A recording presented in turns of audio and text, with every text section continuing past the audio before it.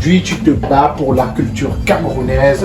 On t'a vu à l'international. Tu ne vends que la culture camerounaise, la culture africaine à travers bien sûr les langues. Et on a ce projet qui vient de sortir, un projet qui est accompagné de nombreux événements pendant la semaine, pendant le mois de la jeunesse en février.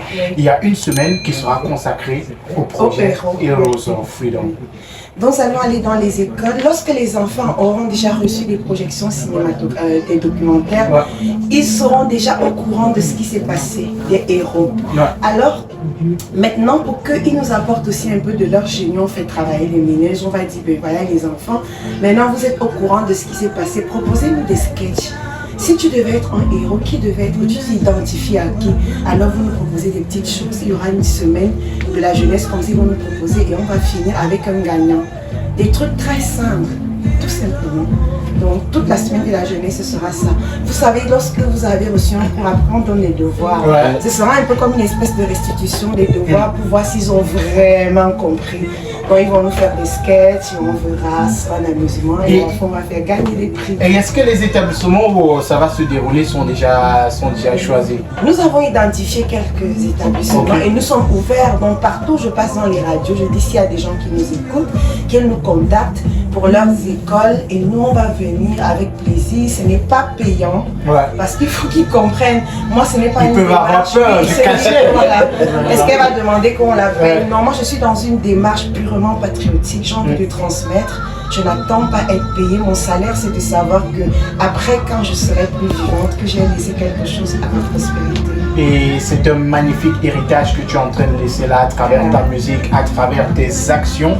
Parce qu'on l'a remarqué depuis plusieurs années déjà, tu es plus proche du peuple, de monsieur tout le monde, en comprenant nos souffrances. On te dit déjà, merci pour cela. Alors c'est un magnifique projet et j'ai envie qu'on parle un peu des dessins animés. Tout à l'heure, tu nous parlais de cela et tu parlais de la culture qui sera représentée, les noms camerounais, les noms africains. Comme on peut remarquer déjà dans le cinéma, depuis quelques années, c'est vrai que ça ne se fait pas encore, mais peut-être à travers ce projet, ça va vulgariser cet aspect-là de vendre la culture camerounaise. Et tu parles de ces différents éléments qui accompagnent ce magnifique projet. Merci une fois de plus, Kareth Fosso, pour ce projet-là. Alors, on ne va pas sortir de cet entretien sans que tu ne nous entretiennes en langue. C'est le Romala. Le Romala. Ah, le Romala. Ok.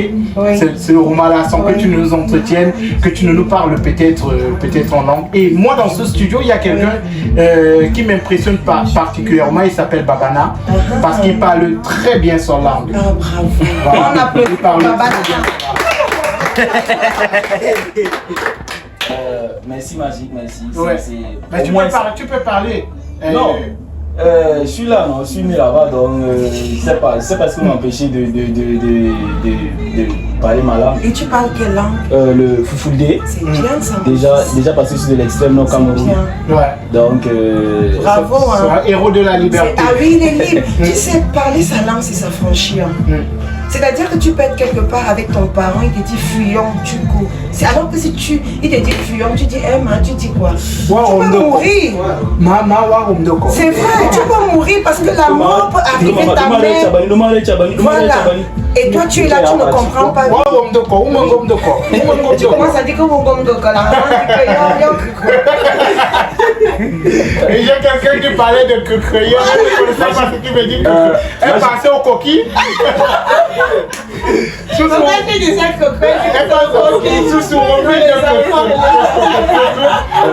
en passant, maman, Kareth Fosso, je me rappelle quand le son Parler français est sorti. Seulement que du côté de l'extrême nord, on avait une façon de prendre ce son.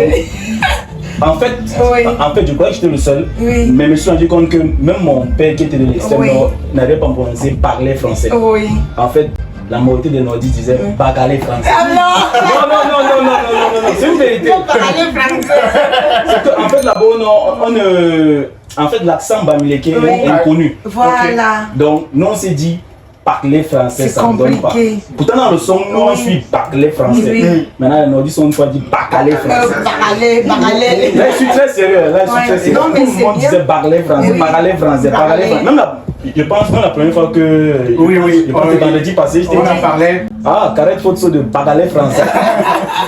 C'est moi qui ai réussi. Mais tu sais que nos langues influencent notre façon de parler français. Oui. Moi, par exemple, comme à l'Ouest, il n'y a pas R dans nos langues. Donc, parler, non. C'est pour ça que tu entends les gens de l'Ouest, dès qu'ils croisent R, lui, mais causé. Il parler, partir. C'est comme ça. Et même le G, nous, il n'y a pas G, il y a J. Tu vois, on va dire que manger, tu vois, et c'est parce que la langue a une influence. C'est comme ça. Tu vas voir les bassins, ça avec le iti, il ne peut pas dire tu, il dit ti, parce que c'est nos langues qui nous imposent. Voilà. C'est devenu 7. Oh, mais c'est c'est vrai que chez nous, les nordistes, c'est plutôt quand il y a R là. Mais que c'est même bon alors. Et ils aiment le R. Mais les nordistes, à majorité au cajou, beurre au français. N'est-ce pas? Au cajou. Moi, le Tchabani, moi, le Tchabani. J'ai pas bien fait. Moi, le Tchabani, on retrouve la chanson. Oui, on a Roi Nikoba qui veut, qui veut poser une question. Voilà. Voilà, j'avais envie de poser une question à ma tata. Ouais. Je la suis sur les réseaux sociaux et j'avais entendu parler, j'avais vu un projet qui parlait des noms africains où elle faisait des vidéos où elle devenait les noms africains, puis déjà, voilà, certains noms, pour ceux qui manquent d'inspiration, entre parenthèses, pour quel nom donner à leur enfant, je me demande d'où vient le projet de cette... Je vais dire comme ça, ces épisodes en fait. Les prénoms africains, ça a pris de l'ampleur avec le passage de ma fille à The Voice Kids. Parce qu'elle s'appelle, son prénom c'est Azani Africa. Et il y a plein de gens qui venaient en inbox me dire, mais Azani Africa, c'est pas son nom, c'est son prénom. Son nom c'est Kamwa. Il s'appelle Kamwa Foto, Azani Africa. Et les gens trouvaient que c'était original. Ils disaient, waouh, est-ce que tu as encore d'autres prénoms africains Kamwa? Du coup, je me suis dit, et les gens venaient en inbox me demander, j'ai dit, ok. Moi, j'ai fait dans une banque des prénoms africains, je faisais des petites vidéos pour leur dire si tu as un garçon, et tu peux l'appeler comme ça, et voilà la signification. Et je dis dans quel pays est originaire le prénom, si ça peut être une fille ou un garçon, dans quelles circonstances il faut donner le prénom à l'enfant. Mais votre maman, les projets peuvent vouloir maman. C'est super. Je me rends compte que j'ai arrêté de faire les vidéos des prénoms. C'est pas facile. Parfois, je me demande si une vie suffira. Faire tout ce que j'ai à faire. Ben, ce que tu fais déjà est magnifique. Nous sommes heureux de savoir qu'on a quelqu'un qui lutte, qui milite pour notre culture. Parce qu'après, moi par exemple, c'est tout récemment que j'ai pris conscience de l'importance de parler par exemple sa langue. Parce qu'après, j'ai eu la chance de grandir avec grand-mère. Donc je parle la langue de maman. Mais la langue de papa, c'est un peu plus compliqué parce que... Mais après, j'ai pris conscience de cette importance-là. Parce qu'aujourd'hui, il faut dire que l'Afrique est en plein essor et il faudrait qu'on reconnaisse les Carrette Photo le dit à travers ce magnifique projet-là. Il faut qu'on sache, on connaisse quelle est notre culture, qui sont nos héros. Et c'est ce que tu viens nous apprendre à travers ce projet qu'on va d'ailleurs suivre de très près. On espère avoir les dates des différentes sorties. Oui, la sortie le premier épisode du documentaire, ça sort le 13. Comme moi je veux pas être dépendant de quelqu'un, je sors d'abord sur ma chaîne YouTube dans le 13. Et pourquoi le 13? Le 13 c'est la journée nationale des martyrs et des héros. Au Cameroun, dont on a choisi cette date. Et pourquoi on a choisi, c'était pas anodin, c'est ce jour-là qu'a été assassiné au Murray. On a donc profité de ce jour maintenant pour faire la journée nationale des héros. Alors, et est-ce qu'il y aura un événement, est-ce qu'il y aura une projection à l'occasion de cette sortie? Je cherche des chaînes de télé partenaires. Mais non, projection grand public dans un écran. Pour l'instant, non, mais ça peut évoluer. Puisque je fais des radios, je peux avoir quelqu'un qui va être intéressé, qui nous passe un coup de fil. Voilà, nous on a un espace qui est d'accord pour projeter le 13. Et on le fera. Le problème, c'est que je reste dans l'esprit de la gratuité. Si je voulais qu'on paye, c'est facile. Moi, je prends une salle, je dis payer. Je suis sûre que les gens viendront. Mais ce n'est pas ma démarche. L'idée, c'est éduquer. c'est éduquer et j'ai envie de donner. Maintenant, si quelqu'un veut nous donner la salle, on part. C'est-à-dire qu'il nous dit, vous ne payez rien, nous on a une salle à vous donner, vous venez, là je peux projeter dans une salle. Mais dès qu'on va mettre argent là, on paye, moi parce qu'il faudra forcément que les gens payent aussi. Je préfère donc sortir sur ma chaîne YouTube. Tous les enfants, je donne leur. Vous savez qu'à tel maman Caresse va mettre le documentaire, vous êtes sur YouTube tous les jours.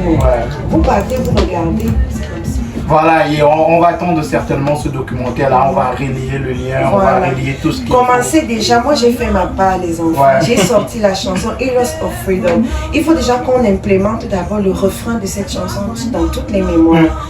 Comme ça, lorsqu'ils auront bien assimilé le refrain, petit à petit, c'est comme ça que les gens vont comprendre de quoi il s'agit. Voilà. Donc moi j'ai fait ma part, je vous laisse continuer, vous relayer. Merci. Voilà. Et Tata Caroline, par rapport à certaines personnes qui, disant que pendant ne vont pas comprendre ce que ça veut dire. Oui, si tu peux sous-titrer. Oui, beaucoup de gens m'ont demandé, c'est ce que je... Tu as vu tout à l'heure quand je vous expliquais. Oui, c'est le refrain de la chanson et tout. Je vais faire une version sous-titrée en français et en anglais. Voilà, et je vais terminer avec cela. Ouais, c'est lui qui présente l'émission. C'est notre boss ici. Le boss. Bon, on se connaît, disant qu'on partait depuis un bon moment, n'est-ce pas? Voilà. Pas dit aujourd'hui. Ouais, c'est ça. Bon, ma famille arrive. J'ai constaté que tu as une préférence particulière pour Oumniobé en fait. Parce qu'en fait, au Cameroun, il y a plusieurs personnes qui sont battues. On parle de Matempo Sambalé. C'est la figure représentative de tout le combat. Du combat au Cameroun. Je vais t'expliquer, mon fils. Lorsque le combat a commencé, la lutte contre le colonialisme et l'impérialisme, il y a eu un parti politique qui a réuni tous les enfants du Cameroun. Et c'est eux qui étaient et Oumniobé était en tête du combat. De ce parti-là, Parce que c'était d'abord le président de ce parti, l'UPC, où il y avait Oumniobé, Wandié, Martin Kosamba, pas Martin Kosamba, comment il s'appelle Osende Afana, Moumié et plein d'autres Camerounais qui venaient de tous les partis du Cameroun, tu comprends? Je parle de lui parce que c'est la tête, c'est celui qui portait le mouvement. Et justement, on a remarqué, après sa mort, le mouvement a été fragilisé. Wandji était le dernier des nationalistes à avoir été tué à Bafoussam. Après, l'UPC, le vrai, est presque mort. L'UPC est chancelant aujourd'hui. Aujourd'hui, il y a même deux UPC. Mais c'était le premier parti d'opposition camerounais. Et Oumniobé était à la tête de ce parti. C'est lui qui portait le projet, c'était un peu lui qui était l'âme de l'UPC. Donc aujourd'hui, si on parle de Oumniobé, on parle de tous ces combattants, de tous ces martyrs. Mais sa question, il a raison de se dire, mais pourquoi la data ne passe pas? Tu vois, je ne peux pas tous les citer. Je sais que quand je parle de Oumniobé, j'ai parlé de Douala Mungabé et de tous les autres. Alors, et on va célébrer ces héros-là avec Caresse Photo. Merci pour ce magnifique projet. Et on te remercie également d'être passé par ici pour nous proposer, pour nous donner quelques minutes de ton temps. Nos auditeurs sont certainement heureux de ton passage. C'est vous ma cible, hein, Parce que je dois vous conquérir au cerveau. Cible pas avec les hommes. Mais qu'est-ce que tu en sais? Si tu deviens par exemple un jeune militaire, là, je peux être première dame demain. On ne sait jamais. Le Niger, le Gabon est très proche du Cameroun. Alors les amis, on recevait ce soir sur le tamac de l'hémicycle Caresse Photo. On va se quitter avec cette magnifique chanson Heroes of Freedom. Merci Caresse. Voilà, on va refaire le refrain. Allez, tu nous mets la musique maintenant. On écoute la musique. Et vous aurez les vidéos sur nos différentes plateformes, sur Facebook. Voilà, volume, on y va. Depuis quand tu es parti, on déteint. On ne sait pas où tu es. On déjeune de la guerre.